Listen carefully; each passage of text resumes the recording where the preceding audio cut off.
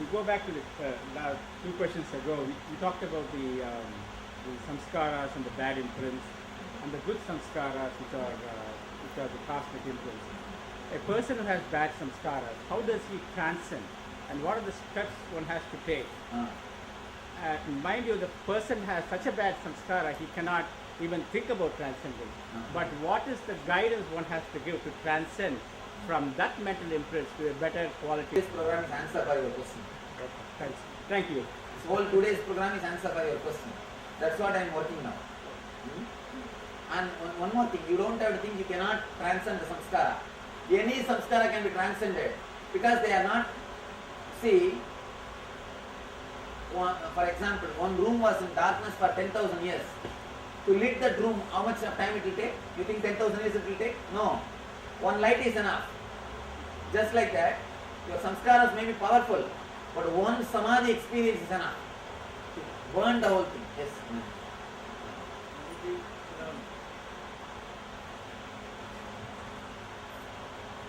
You develop habits, whether they're good or bad, like smoking or drinking, and people around you, they say that it's bad habit, but you don't feel that, and you continue that, and how do you get out of those habits which you have created? The second layer when you work, we will be working on the habits only. The second layer. That time I will answer this question. Because the subject is related to that. The whole subject is exactly related to the habit. And how we create the habits. So I will answer this question. Please put it write in a slip and give it here, so that I will not forget. I will answer that question the second layer. This is another carrot we're going after now. This is another? There are things we chase in our life.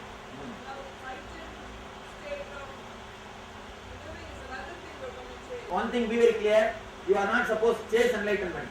When you drop all chasings, it happens to you. Be very clear, do not make one more desire out of desirelessness. That's what all the so-called Vedantis do, and torture themselves. Yes.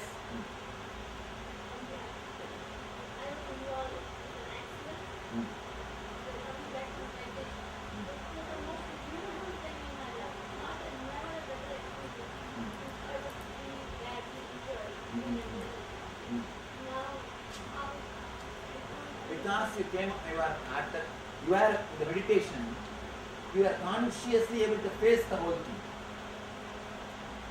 You are not fallen into unconsciousness. You are conscious. That's why it has become beautiful experience. Yes. Swamiji, as she said, we go to this weekly satsang, one place, and as you've given this example many times, there are few people who come to show their sari borders, Yes. and few people come with real devotion. When they sing, when they're doing bhakti with total devotion. Now, according to their religious faiths, it is that when you end your life, when you die, their God is going to come and take them. So, and there are like thousands of people, so many saints, and I guess you also met their religious, their guru. So, is their faith wrong? What we do, what they do? Their faith is not wrong, but it's not sufficient. See, they will be able to travel up to the sixth layer, where they have the beautiful memories. They will go and stay there. Their faith is much better than a normal person, but it is not complete truth.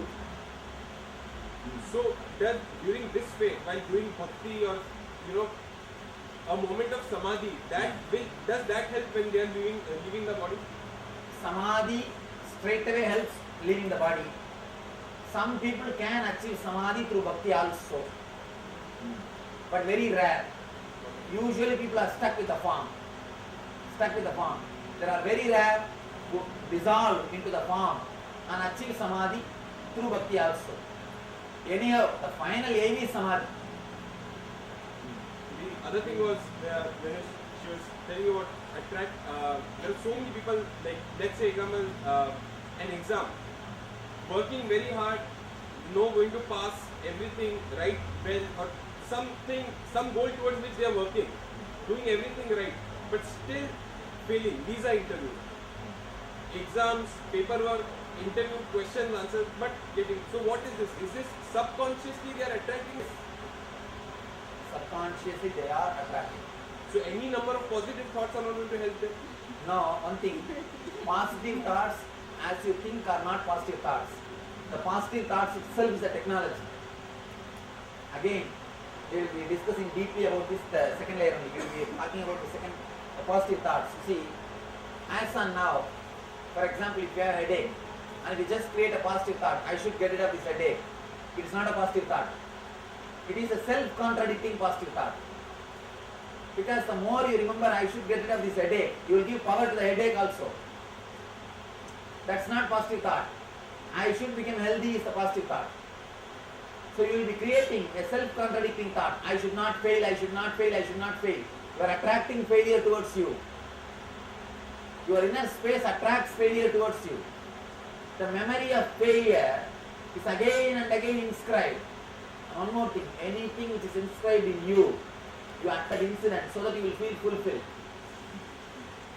You will feel fulfilled. When you inscribe the idea of failure, I should not fail, I should not fail, I should not fail, automatically you will attract failure. Instead of that, I should pass. So be very clear, the person who is creating, he may be creating self-contradicting positive thoughts, not the straight positive thoughts. We will be working on that in the second layer. Last question. Somebody just asked about transcending, as you said, 10,000 years of darkness and then one light. We all are here. In 2 days, there will be a transformation within us. If I meet my friend, my relative, who is hurt by something, they have financial problems, personal relationships, and if I ask them to meditate, they think I'm a fool. But if I want to convince them that, if I would tell them that, to show them happiness, so what should we do? And if we want to Saying, first let you be helped. Let you be helped. Then automatically your very presence will radiate. I tell you one thing. I became enlightened 2000. 2003 January, I came to the public. First time I started speaking to the public. 2003. In 2.5 years, or 3 years, less than 3 years, we have 400 centers in 20 countries. More than 1 million people have directly taken this meditation. You think that so much can happen by a human effort? Just if you are helped, if you are enlightened, if you enter into the consciousness, that's enough. Automatically people will be helped by you. All I did is, I went and sat in Himalayas. Whatever has to be done inside me, I did. Now whatever has to happen outside is happening. Clear. Now, I neither have the ego that I am helping so many people. Because I don't feel like I am just sharing, that's all. And I know people, they will go and do the same old foolish things. I know that also. Even then I don't bother. Because I am sharing out of my joy, my love. Let you be first helped.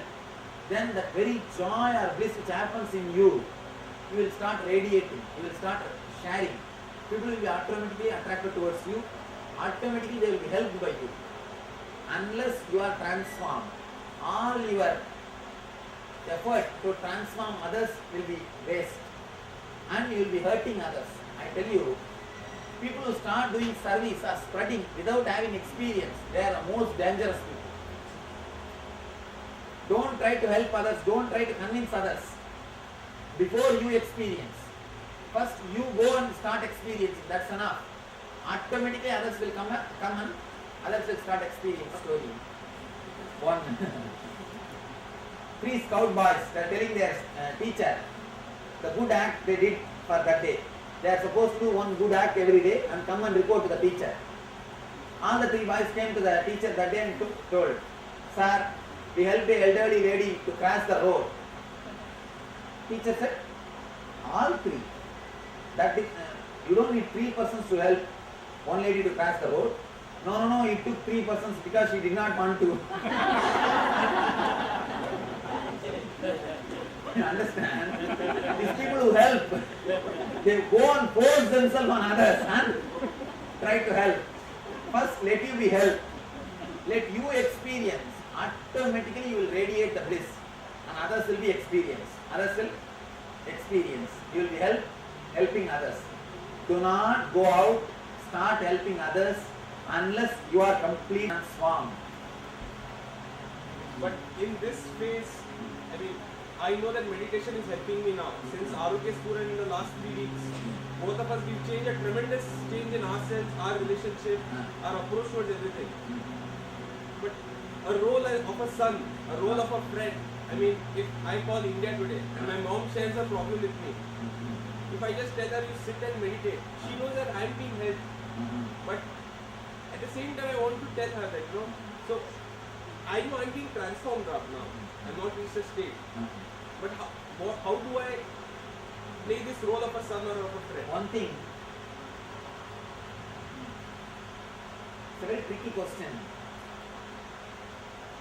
But if you want the plain answer, I'll always say, let you go more and more deeply into your experience.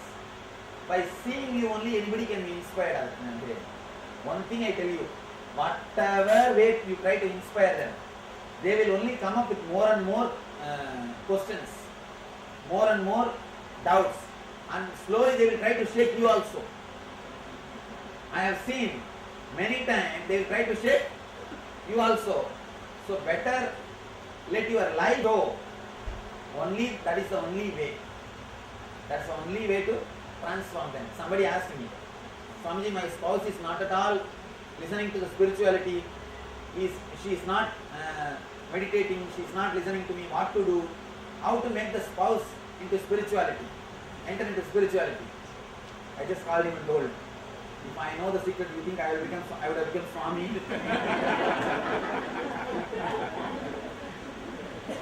And nothing can be done. To tell you honestly, nothing can be done. Better you transform the life. That's only is practical thing. And one more thing I have seen, people waste so much of energy in trying to transform others.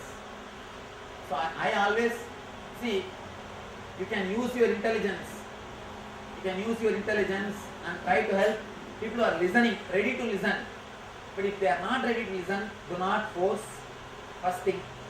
And from my experience, I tell you, the moment you try to tell, especially your friends or relatives, only resistance will rise. Only resistance will rise.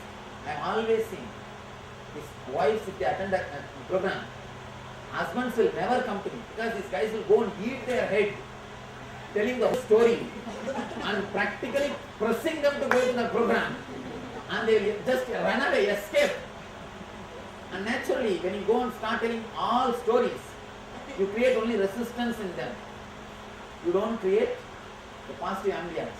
Live your life. Let them start seeing the change in you. Let them perceive. That is the only way. The thing is, because I'm here and they are there. Relax for some time until you go and see them. 6 months late, but there. I mean, my mom, I speak to her every week. After argument, she thinks I'm very energetic, very happy. Then if she thinks, then she will be inspired naturally to meditate. Yeah, she visits your website, she reads the stuff. That's all, then automatically she will start. Then don't bother. Then the work has started already. Then you don't have to inspire. See, anything we do, one thing understand. Anything we do with our ego only hurts others. Let me be clear. Anything we do with our ego, even if it is a charitable activity, in the end you will be expecting, where is my name? Anything you do with your ego only creates more trouble. Adds to the confusion. Adds to the confusion. Please do not do anything with ego. Better if you don't do, you will at least add less confusion. You will not add more confusion to what exists. Anything, let you show in your life. That's what I am saying. What you do only will speak for you. What you speak will not do for you. Let our life be transformed. I tell you, all the social revolutions always end up as one more tradition. Last 3,000 years, in humanity, 5,000 wars have happened. Every war starts with the idea of revolution. But finally what happens? They become one more tradition. So no revolution, evolution. Social revolution is not solution. Individual evolution is the only solution. Let you have experience, then automatically you will know how to express yourself. And let you get mature, automatically things will start happening. I tell you, at least in the initial level, do not waste your energy in convincing others. Let you show in your life. Let the show how much you have become blissful, how mature you became. That's enough. Why should we go around? What's the need? One more thing. At some point, the preaching will start happening through you. You will just radiate the bliss. You will be doing without ego. You will never bother. This question will not raise. How can I convince others?